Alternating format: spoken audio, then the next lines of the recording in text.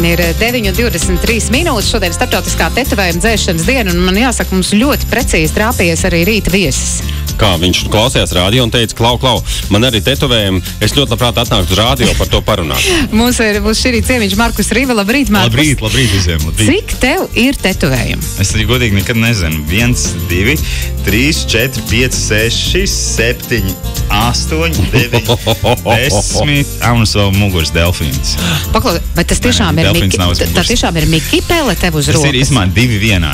To es uztaisīju. To man īsumā uzzīmēja tetovēšanas tas meistars. Viņš speciāli uzzīmē man visādas idejas, ko un kā.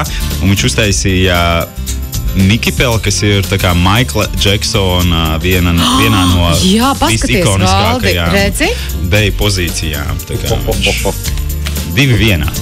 Tev ir bijis kādreiz vēlme nodzēst to tetovējumu? Es esmu par to domājis, bet tad, kad es saprotu, kāds ir tas process, tad man ir tāds, labāk, lai viņi man tur ir. Kaut gan, es esmu svāri, līdz ar to man domas mainās vienu dienu tā, otru dienu tā, un tāpēc, nezinu, ir grūti pašam saprast, ko. Atsakot, es atradu attaisnojumu, un tev tik daudz tetovējumu, tāpēc, ka tu vēl neesi izvēlējies, ko tu īsti gribi, pareizi? Negluži. Jo katram tetovējumam ir savs stāsts, jā, ne? Tas ir pats svarīgākais, ka nav tur tiešām uztetovēts man, nezinu, kaut kāds simboliņš vienkārši tāpatās. Ir kaut kas, ko tu esi nožēlojis, ko tu gribētu izdzēst, jā?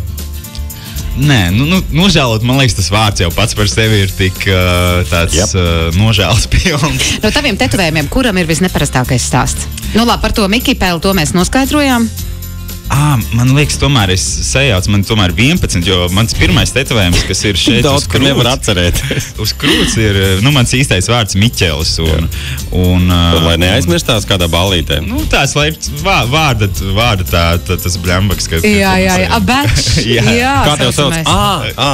Pareizi, jā.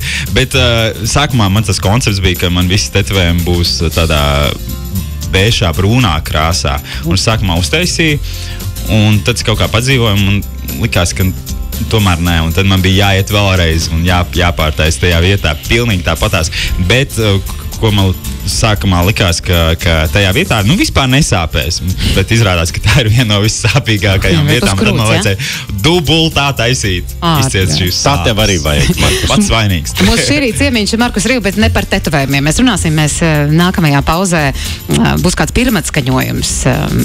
Tev ir jauna dziesma latviešu valodā. Par to pēc brīža. Sapcīt, es klausījos tā tavu dziesmu, domāju, it kā dzied latviski, bet izklausās angliski.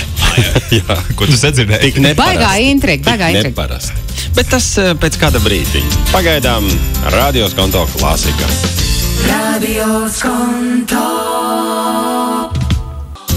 Labrīt, 9:37 minūtes, trešdien, 14. augusts, pirmkārt Zelmai, Zemgum un Virmai sveiciens, un otrkārt sveiciens Markom Rivam. Mūsu tetovētais ciemiņš, Markus Riva. Labrīt, Markus. Labrīt. Un ne par tetovējumu ir tas stāsts, bet par jaunu dziesmu latviešu valodā, veltīta visiem mīlētājiem.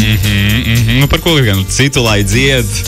Bet es saprotu, dziesma ir autobiogrāfiska, jā? Jā, man īsumā visas dziesmas ir plus mīnus autobiogrāfiskas, jo man patīk dziesmas satvērt, ka tu ej kaut kur, nezinu, pa ielu vai esi kaut kādā situācijā un tev viņi iešaujas galvā, un tad tu mēģini piefiksēt to ideju, par ko dziedāt, par ko tev ir pašam tā emocija tajā brīdī. Kāpēc biežāk ir tās dziesmas, ja mēs runājam par attiecību tēmu, par mīlestību tēmu, tad, ja tur nekas nesanāk, ja tur viss slikti beidzas?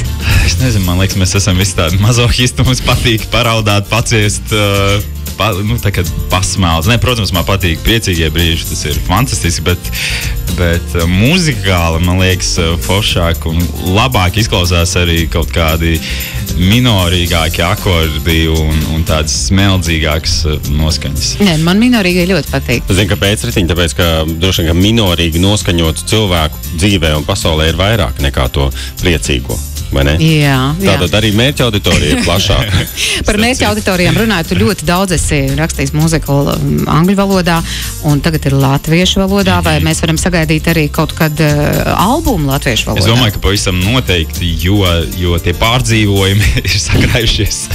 Vajag izlikt veselu un rakstīt latviski man vienmēr ir paticis.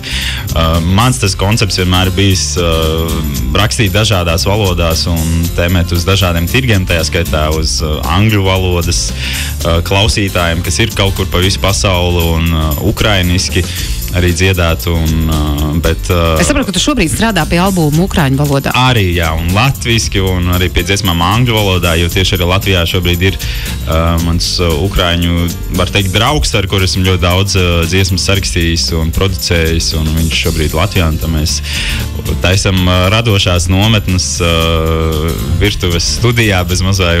Kādā ziņā ukraiņu draugs? Ukraiņu draugs tādā ziņā, ka iepriekš līdz sākās šis Krievijas karš Ukrainā, tad es ļoti daudz braukāju uz Kijevu un strādāju tur daudz, un tur man bija arī savu producentu grupa, un mēs tur filmējām, visu kaut ko rakstījām dziesmas, un to es darīju tur. Bet tagad ir tā sanāca, ka viņš ir atbraucis šeit uz Latviju, un mēs to darām šeit, jau citādos radošos apstākļos. Bet par šo dziesmu runājot, tad tūlīt pat pirmatskaņojums Radios Konto ēterā, Markus Riva un dziesma Nakts vai diena.